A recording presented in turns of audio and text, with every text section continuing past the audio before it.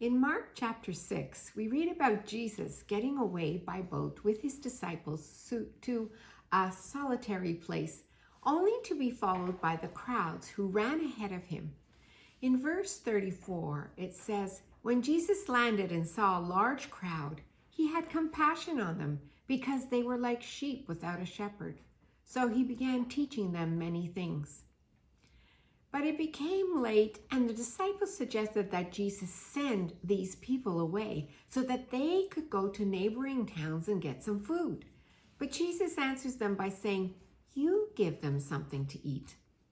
The disciples thought that this was an impossible task. I mean, it would take a lot of money to feed 5,000 men, plus women and children.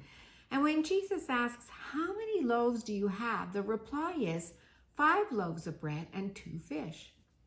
What is Jesus going to do with that? But Jesus is the miracle worker. The impossible is possible when God is in the mix. Little is much when the Lord is involved. And soon enough, everyone has enough to eat with 12 baskets full of leftovers. Well, in Mark 8, we find a similar scenario. Another large crowd has gathered around Jesus, and this time they have been with him for 3 days with nothing to eat. Jesus wants to send them home, but he's afraid to do so because some of them have a long distance and he's afraid that they will faint along the way. So he mentions this to his disciples, and again, in disbelief, they say in verse 4, "But where in this remote place can anyone get enough bread to feed them?" And Jesus answers in the same way he did in Mark 6. "How many loaves do you have?" This time, it is 7 loaves. The crowd of 4,000 men, plus women and children, are fed with leftovers filling 7 baskets. Now, think about this.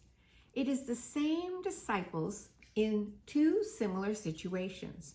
There are crowds in remote places and no restaurants for hungry people to buy food. And lastly, there are 2 small lunches.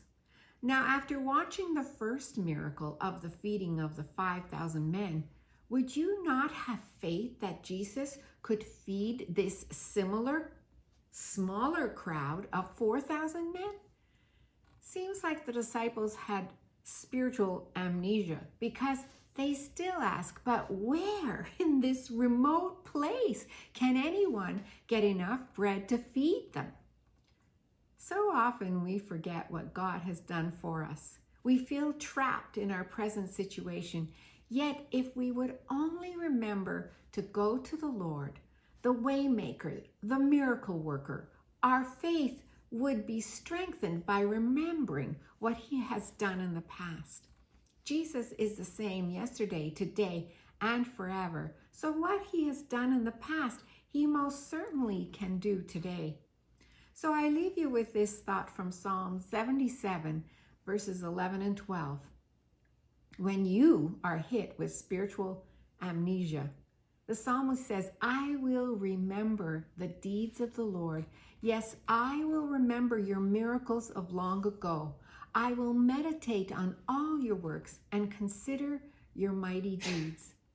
Remembering what God has done for you will help you remember who God is. He is the waymaker, the miracle worker, the promise keeper, the light in the darkness. He turns water into wine. He feeds the multitudes with just a little lunch. He is the God of the impossible. And that, folks, should cause you to rejoice.